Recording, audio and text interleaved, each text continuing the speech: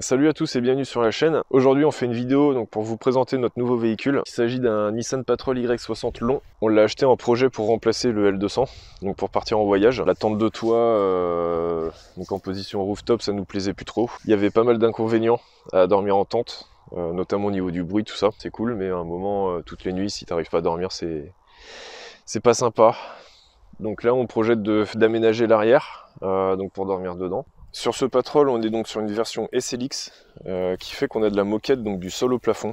Moquette donc au sol, les sièges, le ciel de toit, et puis aussi tout ce qui est les petits montants derrière les ceintures de sécurité. On a fait un gros nettoyage avec l'aspirateur à eau pour pouvoir enlever une bonne partie des traces, mais il reste un ou deux passages à faire. La moquette c'est génial, mais ça tâche vachement vite. Donc on est assez content d'avoir enfin réussi à trouver une version 7 places. Donc comme je le disais, on va pouvoir, ça nous permet de pouvoir aménager l'intérieur pour dormir dedans. Mais sinon, à part ça, d'avoir cette place, c'est quand même la classe. Avec cette version 7 places, on a donc une petite banquette qui se situe dans le coffre, donc qui est escamotable. Non. Qui est repliable en 2 tiers, 1 tiers, 3 tiers, 4 quarts.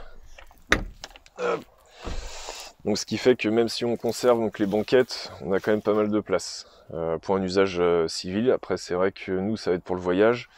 Ce qui va nous intéresser, ça va être d'enlever donc les deux banquettes ou au moins de replier celle du milieu pour pouvoir installer donc un caisson avec rangement et puis faire un système de lit à l'intérieur.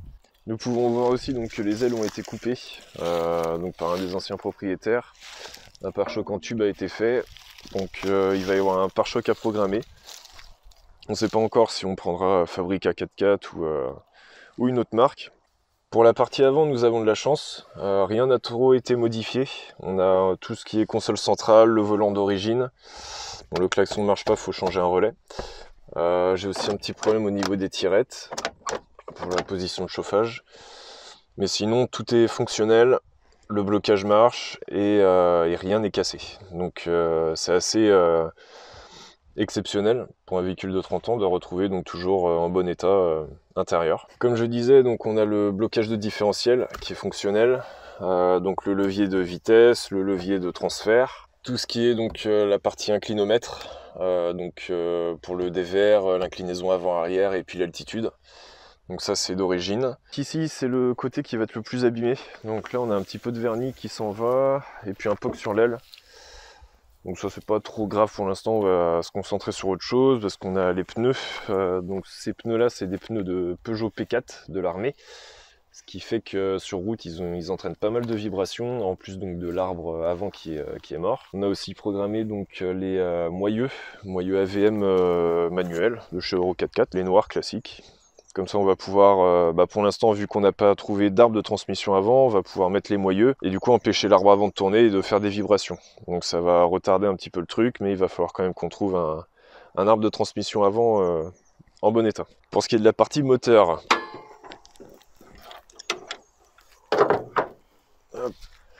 le moteur est plutôt propre. On a encore la vanne EGR qui est en place. Quelques modifications ont été faites par les anciens propriétaires. Pour l'instant, donc le radiateur est mort. On n'a plus de bocal de LDR. Ça, c'est déjà commandé, ça va arriver. On n'a plus de bocal de lave-glace numéro 1. On n'a plus de bocal de lave-glace numéro 2 non plus. Ça a été noté sur le CT, vu que ça peut pas envoyer donc de jet. Il y a eu une modification de fait aussi au niveau du filtre à gasoil. Le porte-filtre a été enlevé parce qu'il fuyait. Et donc il y a eu un raccord en direct qui a été fait avec un petit filtre. Sinon on a une petite fuite sur une durite d'huile, donc qui va être à refaire, sertir. Forcément on n'a plus le tunnel aussi, autour donc du visco-coupleur. Il va falloir qu'on trouve un tunnel en même temps que le nouveau radiateur. Après le moteur à 400 000, donc on va essayer de lui refaire une petite santé, en espérant qu'il aille le plus loin possible. Mais normalement sur ces générations, avec le bypass d'huile, donc avec le radiateur d'huile, c'est une version qui est un petit peu plus fiabilisée que notre autre Patrol, le 60 court qu'on a, qui est de 90. Où lui c'est vraiment la première version et il y a encore des éléments, on sent que ça a été en phase de test quand ça a été mis dans le Patrol. Là c'est un phase 2, donc normalement il est plus fiabilisé que le phase 1. Sinon au niveau de la puissance il était un petit peu retouché, donc avec la vis de richesse qui est au cul de la pompe. La soupape de surpression au niveau du collecteur d'admission a été enlevée et donc il y a eu un bouchon de mie. Je sais pas s'il faudra que j'en retrouve un. À voir si on peut en retrouver. Toujours le filtre à air et la boîte d'origine. Sur celui-là, j'hésite à mettre un schnorkel parce que c'est vrai que ça. Donc c'est bien, c'est du plus, c'est du gain au niveau poussière, admission, force d'admission, etc. Design, faut quand même percer une aile, etc. Faut fixer dans le montant de pare-brise. Et je trouve que c'est un petit peu dommage de dénaturer le véhicule comme ça, avec un schnorkel. Après, bon, bah, du coup, ce qui fait que d'origine, l'entrée d'air n'est pas propice à développer le moteur. Mais bon. Sur la face avant, donc pour modifier, pour continuer de remettre un petit peu au goût du jour, les feux, donc, qui sont en mode aquarium.